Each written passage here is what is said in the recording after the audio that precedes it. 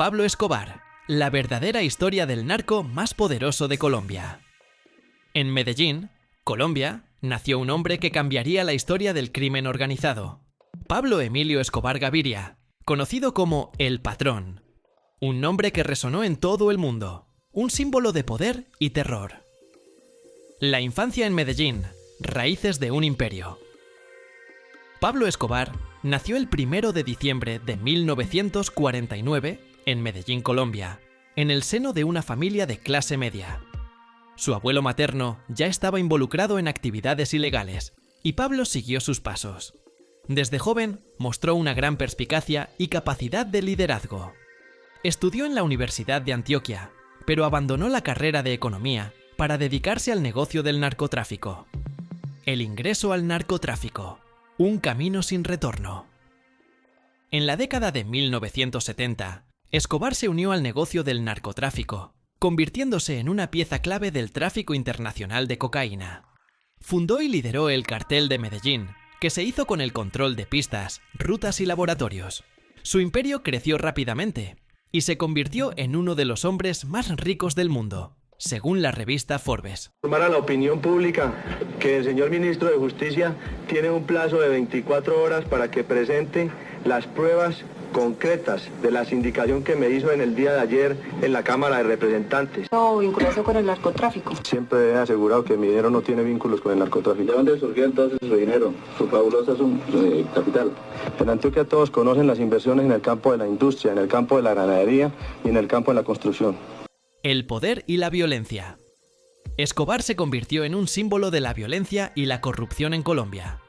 Su imperio incluía una hacienda llamada Nápoles, con más de 200 especies de animales exóticos, y una colección de autos deportivos, helicópteros y lanchas. También construyó campos de fútbol y casas para los pobres, lo que le dio un gran apoyo en los barrios más carenciados. Hemos venido a realizar nuestro programa número 14 de Civismo en Marcha.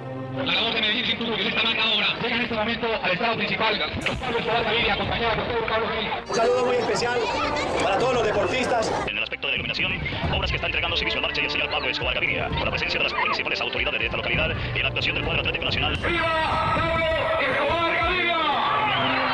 Esta es la obra de Civismo en Marcha, de Pablo Escobar Gaviria, el hombre del pueblo, el líder del pueblo, el hombre que está por el pueblo nuestro. La ideología principal de nuestro movimiento es civismo, nacionalismo, programas sociales, ecológicos y deportivos.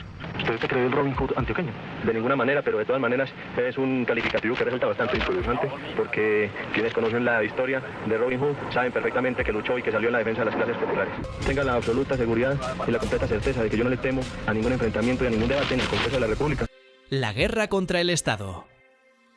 En 1983, el periódico El Espectador publicó una serie de notas editoriales que revelaban la verdadera naturaleza de Escobar.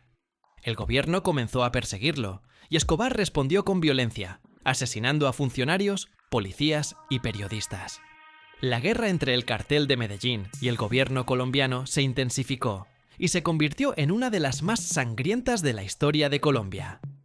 La caída.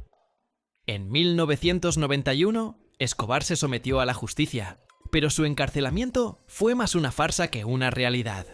En 1992, escapó de la cárcel y se convirtió en un fugitivo. Por fin, casi un mes después de que se anunciara, a las 5 de la tarde de ayer, las 12 de la noche en España, Pablo Emilio Escobar Gaviria, el jefe, el capo de capos del cartel de Medellín, uno de los hombres más buscados del mundo, se entregaba a la justicia colombiana. Un helicóptero lo dejó en la cárcel de máxima seguridad de Envigado, cerca de Medellín. Una hora antes, y desde la terraza de la gobernación de Medellín, partía la aeronave en su busca. Subían a ella varias personas, entre ellas el máximo hombre de confianza de Escobar, su lugarteniente El Popeye, quien se había entregado poco antes, y el sacerdote Rafael García Herreros, mediador entre el capo y el gobierno. Acaba así para don Pablo, o el doctor, como se le llama en Antioquia, su tierra, una fulgurante carrera delictiva que inició en 1974 como simple ladrón de coches. En apenas 10 años logró amasar una fortuna calculada en 300.000 millones de pesetas. La señal para que Pablo Escobar accediera a ingresar en la inexpugnable cárcel de Envigado, construida en 3 meses bajo la asesoría de los hombres del cartel de Medellín y en la que, según los cálculos más optimistas, el narcotraficante pasará los próximos 8 años. Escobar se beneficiará de las reducciones de penas dictadas para los narcotraficantes que se entreguen por el presidente Gaviria, quien con la rendición de Escobar obtiene un importante éxito. Nadie cree que con la entrega acabe el narcotráfico, pero sí la violencia desencadenada por el narcoterrorismo. El gobierno creó el bloque de búsqueda para capturarlo, y después de 1 año y 4 meses, lo encontraron y lo mataron en un enfrentamiento con la policía. El legado de Escobar. La muerte de Escobar generó distintas reacciones. Su familia y sus protegidos lo lloraron, mientras que el gobierno y la prensa lo consideraron un triunfo en la lucha contra las drogas. Sin embargo, la violencia y la corrupción siguen siendo un problema grave en Colombia. Buenas noches, Jorge Alfredo. A esta hora, ¿qué ambiente se vive en Medellín después de las exequias de Pablo Escobar? Muy buenas noches, Inés María. Pues es un ambiente de tranquilidad, de calma en la capital antioqueña. Hoy estuvimos acompañando a toda la gente que estuvo en el cementerio donde fueron las exequias, se realizaron las exequias de Pablo Escobar. Por ahora es calma y las autoridades han dicho que la situación es normal, que no hay necesidad de tomar medidas extremas, no ha ocurrido nada que altere el orden público, entonces por ahora lo que se vive en la capital antioqueña y en todo el territorio del departamento es normal. Continúen ustedes en Bogotá. Bien, y mucho se especuló sobre cuál era la apariencia física de Pablo Escobar en el momento en que fue dado de baja. Y no es para menos. En los últimos años este hombre se transformó notoriamente.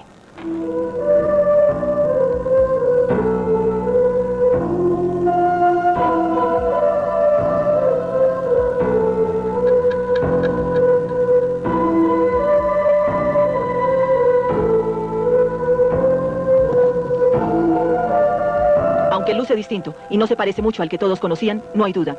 Estas huellas digitales tomadas después de su muerte certifican que este hombre era Pablo Escobar Gaviria.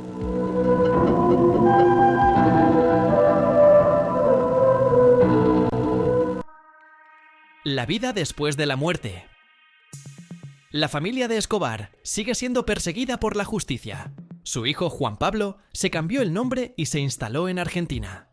La Hacienda Nápoles es ahora un museo, y la imagen de Escobar se sigue reproduciendo en remeras, murales y tazas. El mito de Escobar. En algunos lugares, Escobar es venerado como un santo, y su tumba es un lugar de peregrinación.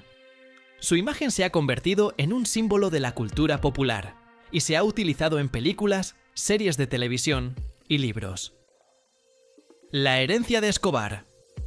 La violencia y la corrupción que Escobar sembró en Colombia siguen siendo un problema grave. El país sigue luchando para superar el legado de Escobar y encontrar un camino hacia la paz y la justicia. La lucha contra el narcotráfico. La caída de Escobar marcó un punto de inflexión en la lucha contra el narcotráfico en Colombia. El gobierno y las fuerzas de seguridad han trabajado para desmantelar los cárteles y reducir la violencia. Conclusión. La historia de Pablo Escobar es un recordatorio de la violencia y la corrupción, que pueden surgir cuando el poder y la ambición se combinan. Su legado sigue siendo un tema de debate y reflexión en Colombia y en todo el mundo.